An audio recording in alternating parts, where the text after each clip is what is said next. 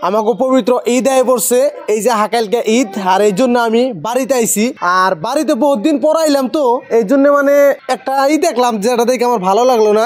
এই যে দেখতেছেন আমাকে বাড়ির যেটা গেট, এই যে একটা গেট লাগানো হয়েছে, আর এই যে এই সাইডে লাগানো হয়েছে, মাঝখানে কিন্তু মেলা হাইনটা জায়গা হয়ে রয়েছে। তার মানে গেটটা আগে ছোট আসাল, তো ছোট ওইদিকে বড় গাড়ি টাড়ি পাইতে যদি ঢুকিবেন নিকে যাই, মানে গেট যাইতো না, এই জন্য গেটটা ভাঙ্গা হয়েছে। আপনারা ভিডিওতে দেখছেন 1-1.5 বছর ধরে এই অবস্থায় পড়ে রয়েছে। আমিও বেশি বাড়িতে থাকা হারি না, আর কামটাও করা হয় নাই ভালো করে। তো ভাবতেছি গেটটা লাগিয়ে দিমু, অলরেডি গেটটা পানি বের দিছি 1 সপ্তাহ আগেই। আজকে নিয়ে আইতাছে, এটা লাগামু, লাগানোর পরে কিরকম সুন্দর দেখা যায় আপনাকে ভিডিওতে দেখানোর নিকে চেষ্টা করবো। আর এই যে ওয়াল টোয়াল যে দেখতেছেন, ইন্ডিয়া মানে সুন্দর সুন্দর কালার করুম বলে ভাবছি আর কি। নিজেকে বাড়ি সবাই চায় যে একটু সুন্দরময় করি আর কি, দেখতে যাতে ভালো দেখা যায়, নানান ধরনের মানুষে আহে আমার বাড়িতে। তো গেটটা লাগিয়ে সুন্দর করে ইউনিক একটা কালার দিমু। আর কি কালার দিমু কমেন্টে আপনারা একটু জানাইবেন। আগে গেট যদি আসাল আপনার 7 ফুট বা 8 ফুট এরম আসাল, বর্তমান ডাবল হয়েছে, প্রায় 14 ফুটি এত ইনটা মানে বহল হয়েছে আর কি, এত বড়। এন্ড বড় যদি স্করপিও বাড়িতে ঢুকায়, থার বাড়িতে ঢুকায়, তাও কিন্তু ঢুকবো।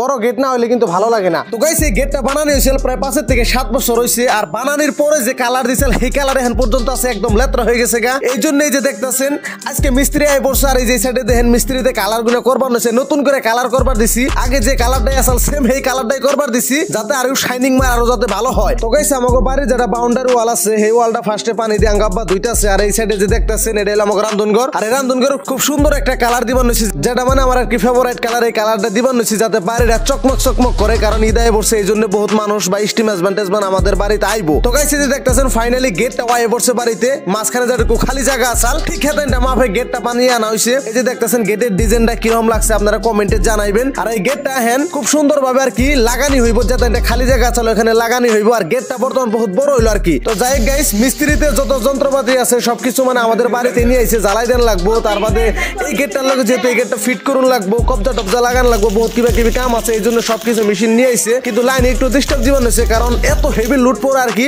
থেকে থেকে মানে কাট আউট বন্ধ হয়ে যায়। তো যাই হোক গাইস কষ্ট মষ্ট করে ধরে যে ফাইনালি লাগানি কিন্তু হয়ে গেছে, একদম খুবই সুন্দর ভাবে ফিনিশিং ভাবে কামটা করছে আর কি। আর এইসব কামগুলা যে করে মিস্ত্রি গুলো দেখতে প্লান দেখা গেল মানে খুবই এক্সপার্ট লেভেলের কামগুলা করতেছে আর কি, বহুতই ভালো কাম করছে আর কি, খুব ফিনিশিং হয়েছে কামগুলা, মানে এক সুতাবি দেখি হয় নাই, একদম পারফেক্ট টু পারফেক্ট মিলে গেছে গা। আর এই যে কবজাগুলা যে দেখতেছেন, এই কবজাগুলা ঝালাই করা হইতেছে। গাইস আপনাদের মাঝে একটা কোশ্চেন রাখলাম, এই গেটটা বানাইতে টোটাল কত টাকা খরচ পড়লো আপনারা কমেন্টে জানাইবেন, যারটা শুদ্ধ হবো তার কমেন্ট আমি রিপ্লাই করবো। তো গাইস এই যে দেখতেছেন গেট লাগে কিন্তু কমপ্লিট করে আলাইছে। এটা আগেরই বানানি আসাল, আর ওই সাইডে আগেরই বানানি আসাল, মাঝখানে মানে গ্যাপ আসাল, এই গ্যাপটা মানে লাগানি হলো আজকে। তো এটা কালার করা হবো, কালার করার পরে কি সুন্দর দেখা যায় আপনাকেও দেখাবেন নিকে চেষ্টা করবো। আর এই যে সাইডে দেন এই যে ওয়ালগুলো কালার করে দিছি, মানে সবাই চায় আর কি যে আমার বাড়িটা একটু সুন্দরময় করি বা দেখতে একটু ভালো দেখা যায়, যাতে সবাই কিন্তু এটা আশা করে। তো যাই হোক আমরা গাই গ্রামের মানুষ হিসাবে যেটা এটা পারছি করার নিকে চেষ্টা করতেছি। আর এই গেটটা যখন কালার করা হবো দেখতে আরো বেশি ভালো লাগবো আর কি।